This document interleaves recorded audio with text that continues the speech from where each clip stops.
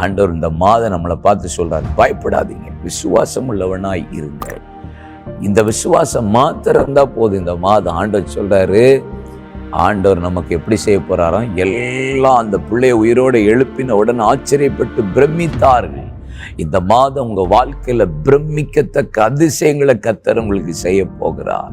ஆச்சரியப்பட்டு உங்க ஊழியமா, குடும்பமா, வியாபாரமா, பிள்ளைகள் எதிர்காலமா, நீங்க ஆச்சரியப்பட்டு பிரமிக்கிற காரியம் நடக்க போகிறது. ஆனா நீங்க விசுவாசமா இருக்கணும். பயப்படுற சூழ்நிலை வரும், எதிர்மறையான சூழ்நிலை வரும், விட்டுறலான்ற சூழ்நிலை வரும், எல்லாரும் சிரிக்கிற சூழ்நிலை வரும், எல்லாரும் அழுகிற சூழ்நிலை வரும். ஆண்டவர் ஆவியானவர்களை பார்த்து சொல்லார், பயப்படாதீங்க, பி ஃபெய்த்ஃபுல், விசுவாசம் உள்ளவனா மாத்திரம் இருங்க. சுத்தி வருதா, அவன் ஜெப ஆலய தலைவன், ஜெபத்துக்கு முக்கியத்துவம் கொடுக்கிறவன், ஜெபத்துக்கு முதலிடத்தை கொடுக்கிறவன் தான் ஜெப ஆலய தலைவன், ஜெபத்தை நடத்துறவன். நீங்க ஜெபத்தில் இருக்கிற ஆட்கள், கர்த்தருடைய பாதத்தில் இருக்கிற பிள்ளைகளுக்கு சொல்றேன், பயப்படாதீங்க, விசுவாசமா இருங்க. நீங்க ஆச்சரியப்படத்தக்க பிரமிப்பான காரியங்களை கர்த்தர் உங்க வாழ்க்கையில செய்ய போறார் இந்த புதிய மாதம். அந்த நடந்தது என்ன? மரித்த பிள்ளை உயிரோடு எழும்பினது. இயேசு நமக்காக மரித்தார், மீண்டும் உயிரோடு எழும்பினார்.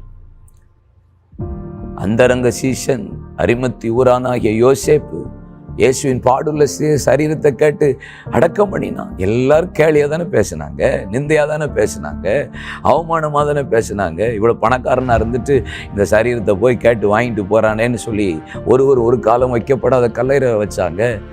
ஏளனம், நிந்த, சுத்தி அவமானமாக தான் இருக்கும்.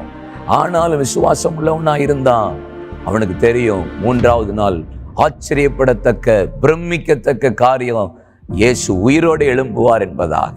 உங்களுக்காக, எனக்காக, நமக்காக, இந்த முழு உலகத்திற்காக அவர் உயிரோடு எழும்பியிருக்கிறார். நீங்க பயப்படாதீங்க, விசுவாசமா இருங்க. மரித்தது, முடிஞ்சது, நடக்காதது, இனி அவ்வளவுதான் சொன்ன எல்லா காரியத்தையும் ஆண்டவர் மீண்டும் கர்த்தர் உங்களுக்கு முன்னாடி நிறுத்த போறார். பயப்படாதீங்க.